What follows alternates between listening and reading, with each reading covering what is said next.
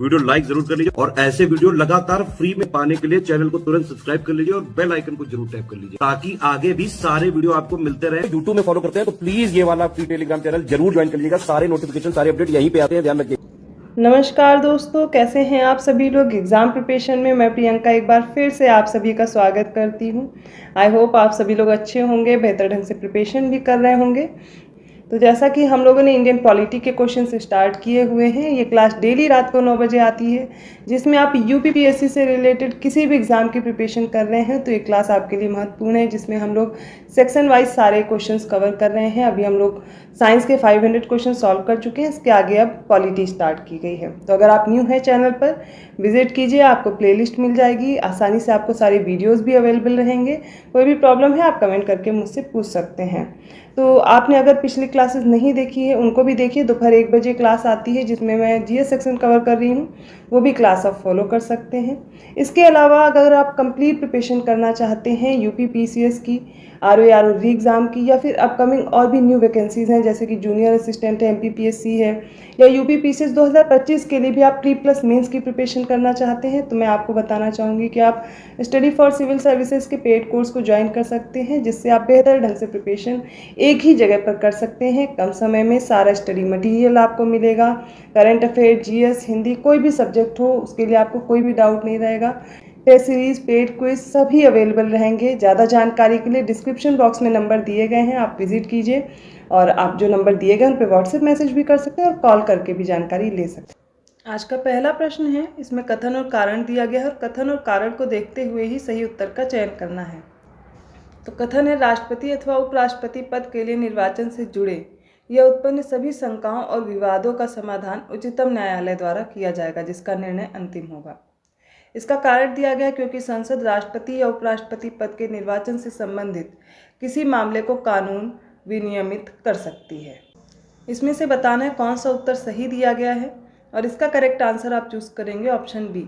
इसमें कथन और कारण दोनों सही दिए गए हैं, लेकिन कारण कथन की सही व्याख्या नहीं करता, लेकिन दोनों ही स्टेटमेंट करेक्ट हैं, इनको आपको याद करना है।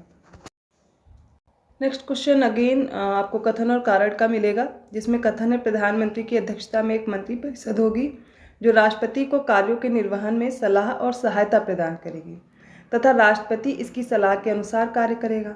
अब इसका कारण दिया गया क्योंकि राष्ट्रपति को मंत्रियों द्वारा दी गई सलाह की जांच किसी न्यायालय में नहीं की जा सकेगी। इसमें बताना है कौन से कथन आपको सही दिए गए हैं। आप देखिए, इसमें आपको दिए गए हैं कूट, उन्हीं के अनुसार उत्तर देना है। इसका राइट आंसर हो जाएगा ऑप्शन बी। कथन और कारण दोनों ही सही दिए गए हैं, लेकिन कारण कथन की सही व्याख्या नहीं करता है। 338वां प्रश्न है, नई अखिल भारतीय सेवाओं का गठन निम्नलिखित में से किसके द्वारा हो सकता है।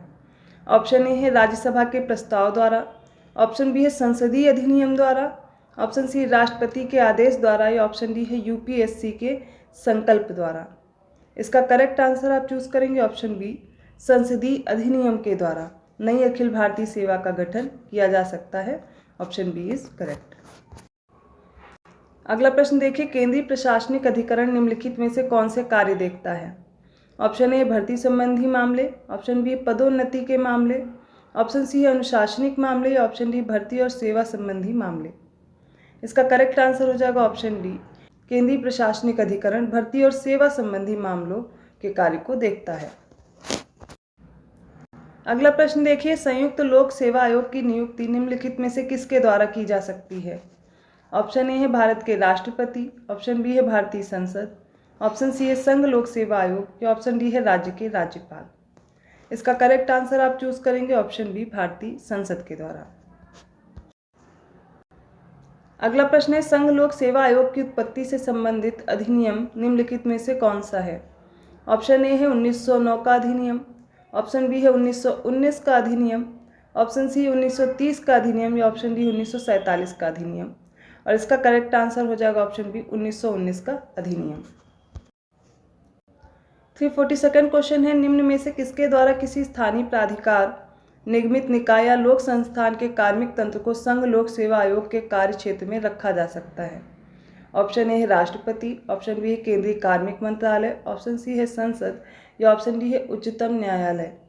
और इसका राइट आंसर ऑप्शन सी, संसद। 343 क्वेश्चन है, संघ लोक सेवा आयोग के अध्यक्ष और सदस्यों का कार्यकाल होता है। ऑप्शन ए है 3 वर्ष, ऑप्शन बी है 4 वर्ष, ऑप्शन सी है 5 वर्ष या ऑप्शन डी है 6 वर्ष। और इसका राइट आंसर है ऑप्शन डी, संघ लोक सेवा आयोग के अध्यक्ष और सदस्यों का कार्यकाल 6 वर्ष होता है। 344 क्वेश्चन है, अखिल भारतीय सेवाओं का जनक निम्न में से किसे माना जा सकता है। ऑप्शन ए है मैकाले, ऑप्शन बी है कॉर्नवालिस, ऑप्शन सी है BR अम्बेडकर और ऑप्शन डी है सरदार पटेल जी। इनमें से करेक्ट आंसर चूज कीजिए और राइट आंसर हो जाएगा ऑप्शन डी, अखिल भारतीय सेवाओं का जनक सरदार पटेल को माना जाता है। 345 क्वेश्चन है, इनमें से सारे कथन को देखिए और बताइए कौन सा कथन सही दिया गया है। पहला कथन है, यह एक संवैधानिक निकाय है, केंद्रीय प्रशासनिक अधिकरण के संबंध में पूछा गया है। सेकेंड है, इसके सदस्य प्रशासनिक पृष्ठभूमि के ही होते हैं। थर्ड है, यह अधिकरण सिविल प्रक्रिया संहिता में निर्धारित प्रक्रिया का अनुपालन करने के लिए बाध्य नहीं है। फोर्थ है, इसके अधिकार क्षेत्र में अखिल भारतीय सेवाओं, केंद्रीय सेवाओं और केंद्र सरकार के पद है। फिफ्थ है, इसकी स्थापना वर्ष 1985 में हुई थी। इसका करेक्ट आंसर हो जाएगा ऑप्शन सी, पहला, तीसरा, चौथा और पांचवा स्टेटमेंट करेक्ट है। सेकंड स्टेटमेंट इनकरेक्ट है, इसके सदस्य प्रशासनिक पृष्ठभूमि के ही होते हैं, ये गलत दिया गया है। और बाकी सारे स्टेटमेंट आपको करेक्ट दिए गए, इसलिए ऑप्शन सी करेक्ट होगा। 346 क्वेश्चन है, इसमें कथन और कारण दिए गए हैं और इसके अनुसार सही उत्तर का चयन करना है। कथन देखिए, अखिल भारतीय सेवाएं राष्ट्रीय एकता को बनाए रखने में सहायक हैं। इसका कारण है क्योंकि इसके सदस्यों की नियुक्ति भारत के राष्ट्रपति द्वारा होती है।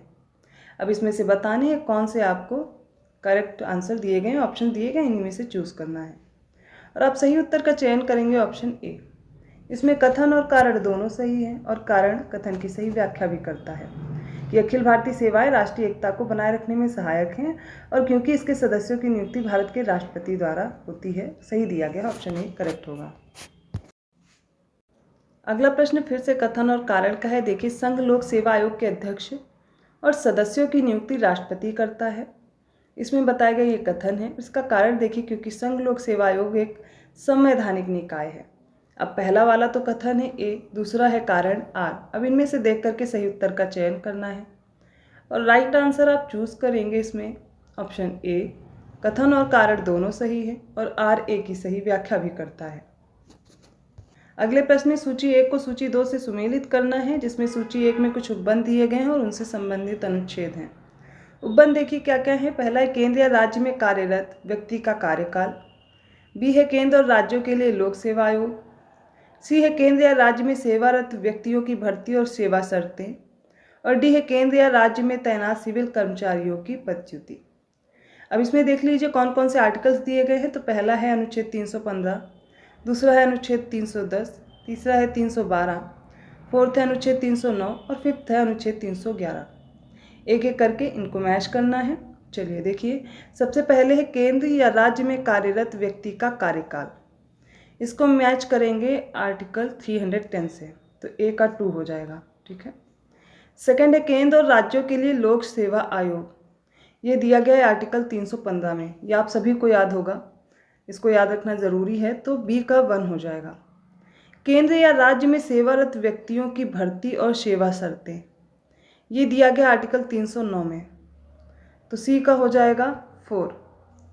डी दिया गया केंद्र या राज्य में तैनात सिविल कर्मचारियों की पदच्युति, ये दी गई है 311 में, तो ये हो जाएगा 5, 2145, ये इसका राइट आंसर होगा। हम लोग देख लेते हैं किस में दिया गया, किस ऑप्शन में। 2145 दिया गया ऑप्शन सी में, इसलिए सी करेक्ट होगा।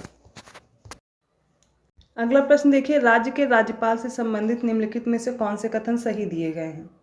पहला स्टेटमेंट है, राज्य की कार्यकारी शक्ति राज्यपाल को प्राप्त होती है। सेकंड है, उसे 35 वर्ष की आयु से कम आयु का नहीं होना चाहिए।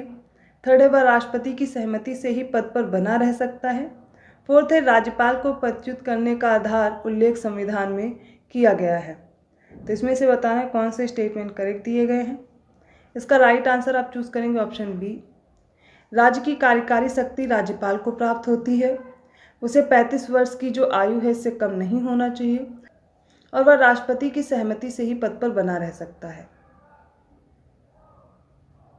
जबकि राज्यपाल को पद से हटाने का आधार संविधान में उल्लिखित नहीं है, इसलिए फोर्थ स्टेटमेंट इनकरेक्ट है, ऑप्शन बी करेक्ट हो जाएगा। अगला प्रश्न है, जिला न्यायाधीशों की नियुक्ति कौन करता है?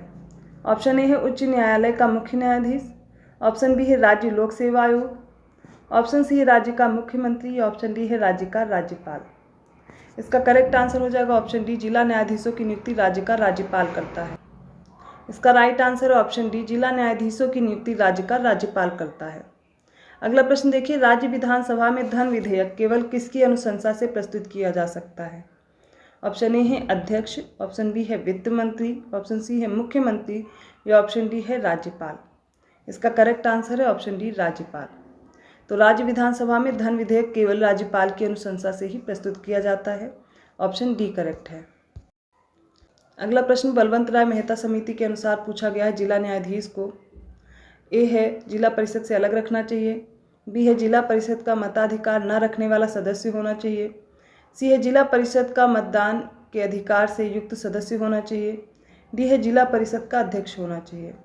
इसका सही उत्तर है बलवंत राय मेहता समिति के अनुसार जिलाधीश को जिला परिषद का अध्यक्ष होना चाहिए। ऑप्शन डी करेक्ट होगा। नेक्स्ट क्वेश्चन है, स्थानीय ग्रामीण शासन के रूप में पंचायती राज प्रणाली सर्वप्रथम किन राज्यों में अपनाई गई थी? क्रमानुसार पूछा गया है। ऑप्शन ए है राजस्थान और MP, option B Andhra Pradesh और पश्चिम बंगाल, ऑप्शन सी राजस्थान और आंध्र प्रदेश और ऑप्शन डी है आंध्र प्रदेश और राजस्थान। इसका करेक्ट आंसर हो जाएगा ऑप्शन सी, राजस्थान और आंध्र प्रदेश से। 354th क्वेश्चन है, जिला और सत्र दोनों न्यायाधीश निम्नलिखित में से किसके नियंत्रण में काम करते हैं? ऑप्शन ए है जिलाधीश, ऑप्शन बी राज्य के राज्यपाल, ऑप्शन सी राज्य के विधि मंत्री या ऑप्शन डी है राज्य के उच्च न्यायालय। इसका करेक्ट आंसर होगा ऑप्शन डी, राज्य के उच्च न्यायालय। 355th क्वेश्चन है, आज की सीरीज का लास्ट क्वेश्चन है, निम्नलिखित में से कौन सी समिति पंचायती राज संस्थाओं के बारे में है? ऑप्शन ए है बलवंत राय मेहता समिति, ऑप्शन बी है GV राव समिति, ऑप्शन सी है LM सिंघवी समिति, ऑप्शन डी है अशोक मेहता समिति। इसका करेक्ट आंसर हो जाएगा ऑप्शन डी, अशोक मेहता समिति।